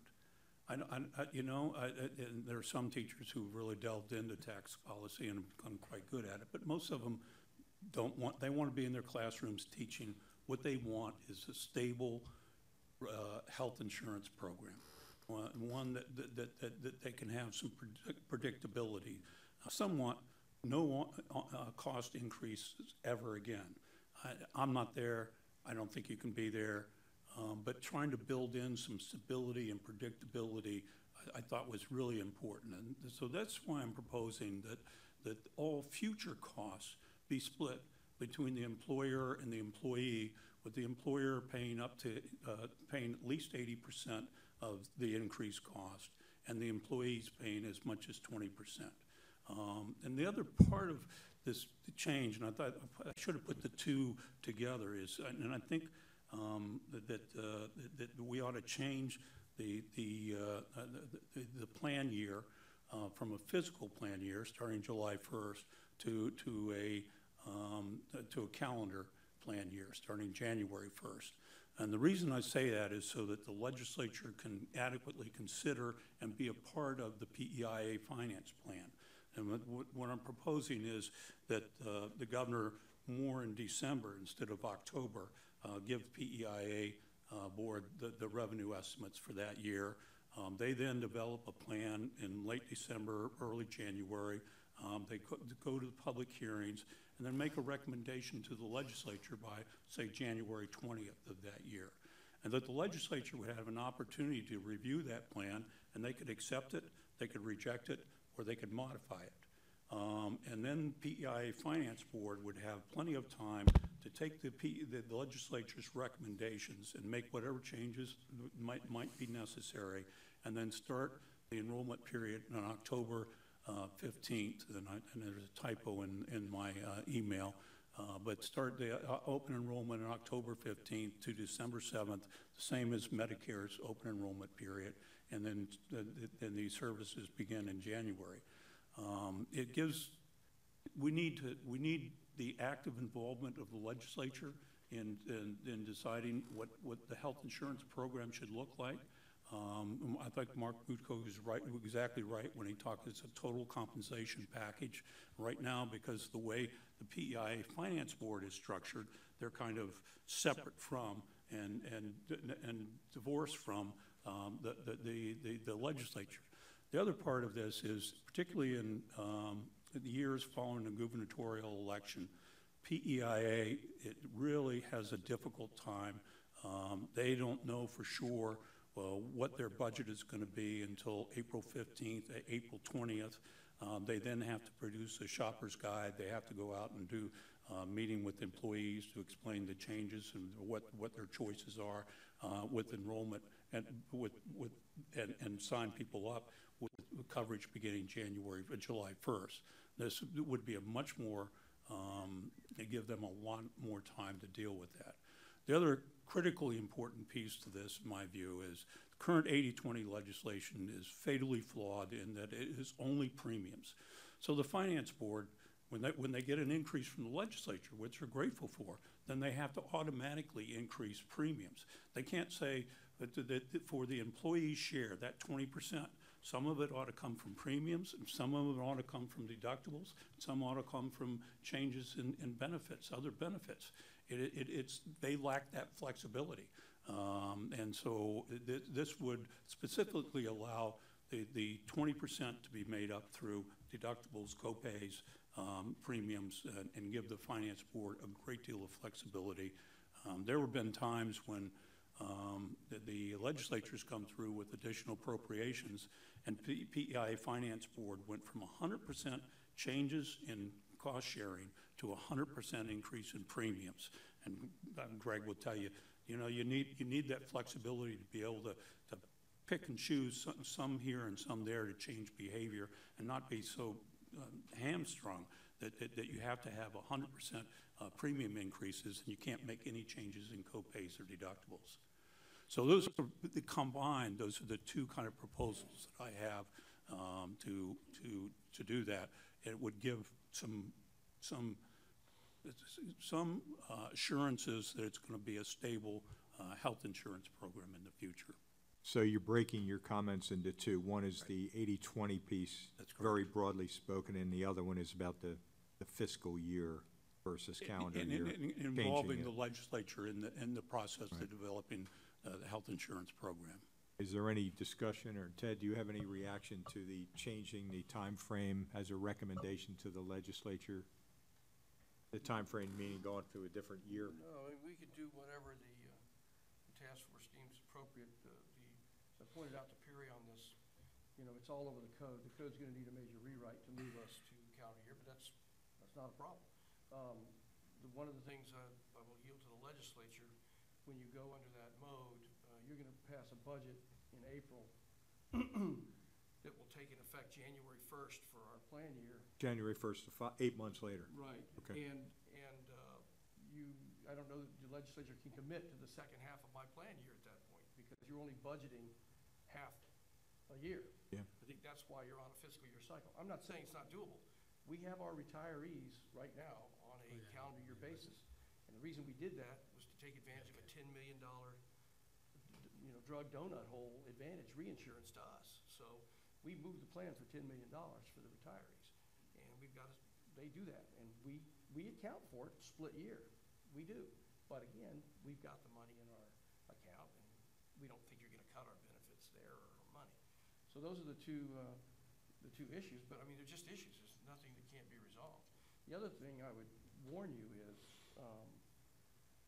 I do think that the way PEIA is structured with the PEIA Finance Board separate from the legislature is probably a good idea. Getting the legislature involved at a level of detail is going to prove difficult for the legislature, and it's going to prove difficult for the Finance Board, and it's going to prove difficult for PEIA. That's my opinion. Not saying we can't do it, not saying I'm not willing to do it, but depending on how far the legislature wants to get involved in that plan. I mean, you've got a board that's managing your benefit structure as your policy group, and your job is to provide, as we talked about, the money and the employment package for the state employees. That's retirement, that's PEIA, that's salary, that's sick leave, that's everything. And you should look at the package, I agree with Barry, you should look at that package as a whole, as the legislature every year, and that should be part of the budget you give us, and then let the board design the plan to meet the budget you've given them. But again, I'm not adverse to anything Perry said, and we can march as you see necessary.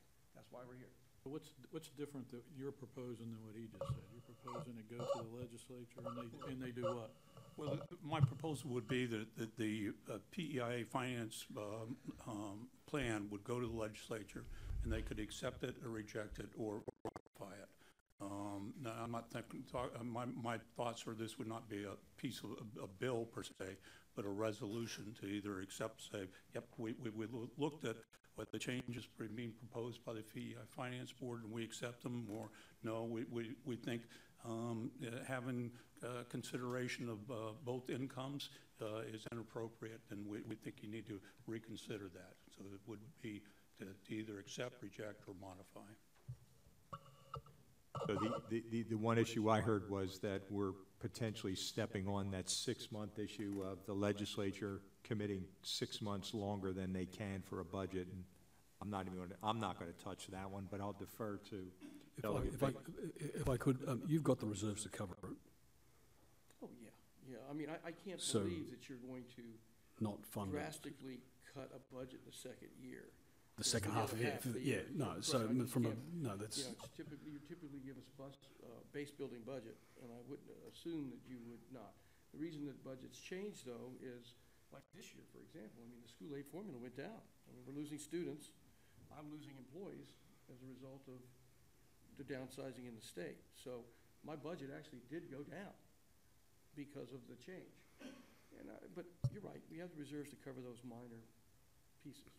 And go ahead, Bert. Just one quick point. It's not like the PEIA has always been on a fiscal year basis. Where they were on a January 1st basis in the past. This would be going back to an older system that never had any problems with this 6 months versus a year funding. So right now, the legislature meets in January and is dealing with changes to PEA funding and potentially benefits in July of the coming July. Correct. So under a proposal to move to a different process, then if you went to a calendar year, then the legislature would be meeting in January to consider changes that would occur January of the next year. That's right. So there would be an additional 6 months there for things to be done to address any issues or problems that would potentially be found. So I certainly think it's worth exploring further at this point. And I was just pointing out the issues you've got to overcome. It doesn't matter to us. Really. The other portion of that is, has there ever been a point in time where the composition of the board was involved an ex officio member of the legislature? I know a number of boards. I serve on a couple of agency boards where as one in particular I can think of, where I'm an ex officio member. I have no authority, no voting power, but I'm there as a representative of the legislature in a non-voting capacity to observe, comment. Has that ever been looked at or considered in your time? Not in my time. Okay, so that again, maybe the composition of the board. I know there was a change in the composition of the board during these last couple of years, where we've had a lot of controversy around PEIA, that there were legislative changes to the board, and there were some members that are no longer on the board that represented organised labour, state employees. So I think that if it's appropriate to expand on your suggestion, Perry, looking at the total composition of the board may be appropriate, not just the legislative aspects of it. I agree with that. Okay. Thank you. And I'm not sure that that's a cost and revenue committee recommendation or a task force recommendation, but I'll make the note. Perry, do you have any other issues? I think what I've heard is a number of thoughts. I did a tally here. I think we're missing 5 members now with people that were on the phone and not here, so it's kind of a potentially a quorum issue. I think what I'd like to do is summarize these discussions that we've had, these recommendations on this and a few other issues from Doug's commentary, and then at the next meeting, I don't want to rehash each one of these in long detail. But I think I'd just like to summarize each one and then have the committee look at them, talk about them, and decide whether that's something we think we want to move forward in our recommendations or not. The other thing that I think it puts us into perspective of, there should be recommendations coming from the Plan Design Committee. They're meeting tomorrow. I don't know if they're ready to make recommendations, or they're still in the exploratory stage of things, and we may have another meeting or two from them. But I think at some point we'll be able to take what they have and take some of these things and put together a package of issues that we want to consider, maybe possibly as recommendations. Mr. Chair?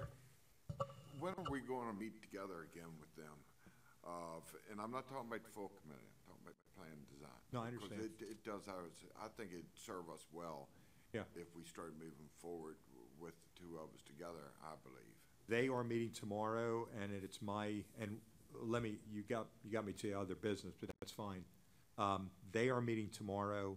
We are tentatively scheduled to meet on the 18th of September. That's our next date that I sent out months ago.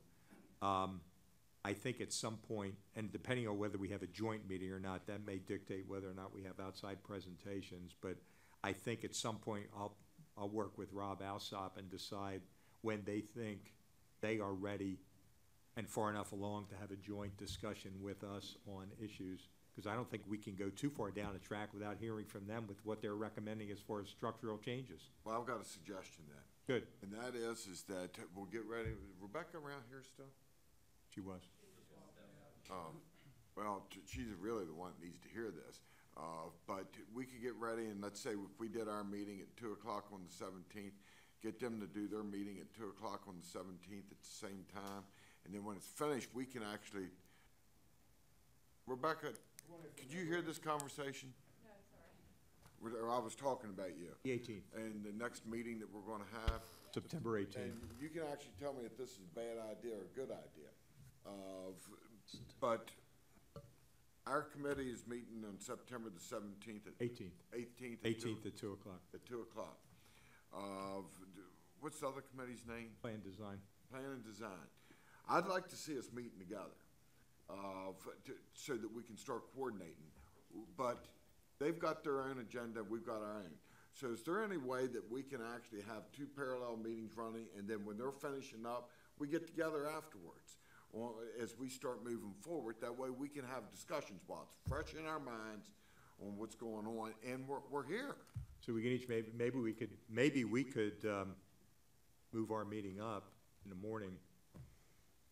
I know I committed people to the afternoon earlier, several months ago, that we could have our meeting in the morning, and then we could have a joint committee meeting after that. After lunch, have a joint at 1 o'clock or something. They could meet in the morning, we could meet in the morning separately, and then bring us together in the afternoon, I think is what the senators suggested. Yeah, some path forward. So we can keep moving. So, yeah, it keeps us on an accelerated process while we got things fresh in our mind on what we're dealing with, and I think we'll be more productive to move forward that way. On September the 18th? Yeah. That's when we're scheduled to meet. Okay. Now, again, we're scheduled for 2 o'clock. We'd have to change that and get that out to our committee and see who is and is not available, but get that group to meet. They're meeting tomorrow, so that will give you a chance to talk with them. Just a, Do they have another meeting planned? They have a meeting scheduled for tomorrow at 1 o'clock. Do they have one after that? Oh, no, I'm sorry. See, we booked 4 or 5 months out. I'm not Right. sure they did. just a point of clarification, if I can. That is the Tuesday of the next scheduled interim meeting. So just in terms of scheduling, then that'd certainly be suitable for me because I'll be here. But that's the Tuesday of the 6th, 17th, 18th interim. Of interims, yeah. I kind of did that because I knew at least the legislators would be here, and I was trying to avoid traveling for some people. Yeah. So that's suitable for me, but just in terms of scheduling. The challenge may be finding some space, but, right. How long interims go. Or we may have to move our 18th date. I don't know. We should be okay on that, because normally there's a committee room floating somewhere. Right. And it's not like that we're that large either. Yeah. We can manage. Okay. Well, why don't. We'll begin organizing now to see, yes. We'll work with Rob. Yes. Tomorrow talk with him. Sure. We can talk, and then we'll get Chief involved with you, and then we can coordinate. But it says, my request is also, if that subcommittee is going to continue to meet it forward, we should parallel ourselves every meeting like that. with them, coordinate so that, I just want to be efficient about what we're doing. I understand. That's why, like I said, I schedule meetings out, so we weren't doing it 2 weeks out because people's calendars fill up. So I try to do it with interims, and so you're avoiding trips. I'm not sure they did, but I'll try to get them to book ahead too. Yeah. Some of us are retired. I know, but your calendars fill up too. So, okay. Yeah. Could I just say one thing real quickly? I really struggled very hard trying to figure out some systematic way that we could walk out of here to say to teachers and service personnel and state employees and higher education that we heard you, that you want a stable, secure health insurance program, and we're going to put in place some processes to make sure that that happens. So if you don't like my ideas, that's fine.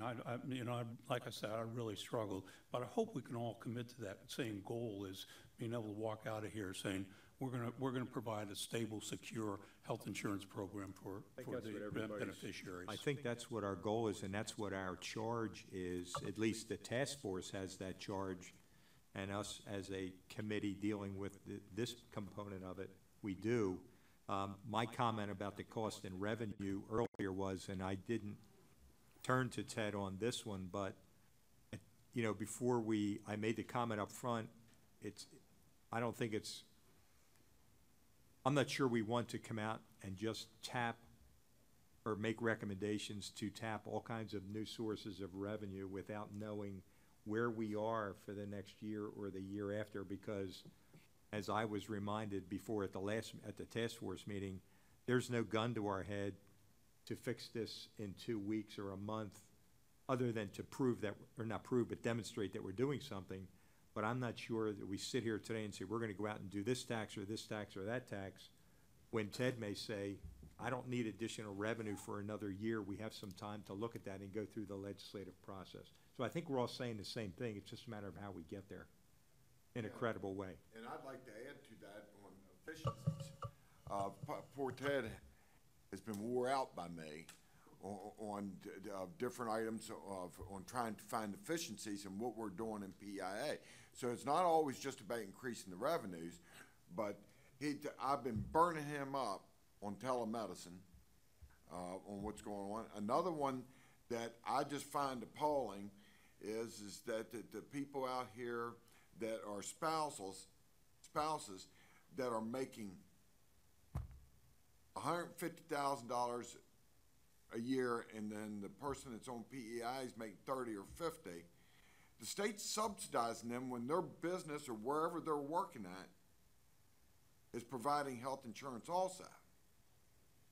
That's a problem, and the reason it's a problem is because we have state employees that are making $20,000, $30,000, and $40,000 that we could take, instead of subsidizing that person that's making $150,000, $250,000, we could be helping our employees. Our number one goal should be is the state employee to start with, not the spouse. In the business sector, the spouses pay, you go to if they've got health insurance, it comes from the provider first, and then otherwise it's 100%.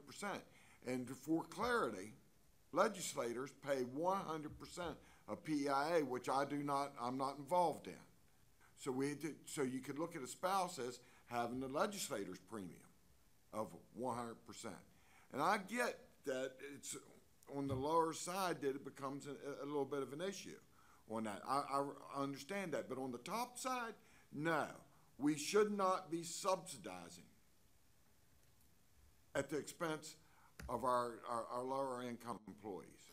And my number one order of business is take care of the employees first on that, from that standpoint. I don't know where that's probably not even an articulate way of putting it. I didn't mean it that way. But I'm trying to get across that there's a lot of different moving parts here, and you got a triad of the employees and the retirees. Then you've got PEIA, and then you have the legislature or government. And maybe I should put government because you have the executive branch involved in this also. And we've got to make all these three things work and fit together. It's never an easy thing to do on any thing. So that's why I'm an advocate for, I want to hear everything so that we can make good decisions for our employees. And that's the way I look at it, is making those good decisions. So I got that out of my system. And I'll bet you feel better now. A little bit. Good. Short-lived, anyway. All right, so I think the takeaway is we heard a lot of information today. For the next meeting, I have a list here which I won't go over again, but our prospective plan, at least for the folks that are here, I think I heard, let's try to have our meeting in the morning if possible. I know there's interims. We'll have to coordinate around that. But if possible, we could meet in the morning. We could then have a joint meeting in the afternoon of the other committee and try to move some of those pieces forward. Yeah, we have, it's just not, that's not the issue. It's a matter of getting the legislators out of interim meetings if they're tied up, and we'll have to look at that schedule. If we meet in the morning, I'm saying, Tuesday morning. And I don't know what interims will look like with that schedule. Tuesday morning's pretty, we can discuss it later. Tuesday wide, maybe they're a little wider open than Sunday and Monday are. To a greater degree, most of your legislators, we've made this a priority to be at this PEIA task force So meeting. maybe if you folks that are here, if you could look at your calendar and just put a hold on the morning. That's, yeah. So. May I? Yes, sir, you're. Rebecca, you know who they are. Send that over, because they can actually schedule our interim meetings to be able to avoid the conflict on that. So send that up to them. That'll solve that in itself. Yeah, okay. I understand. Okay. So, okay, is there any other business for the group? No, thank you. If not, thank you for your participation, your input, your discussion, and we are adjourned.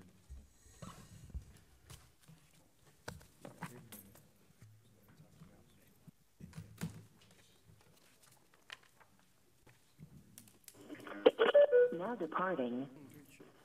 Beth Hammers.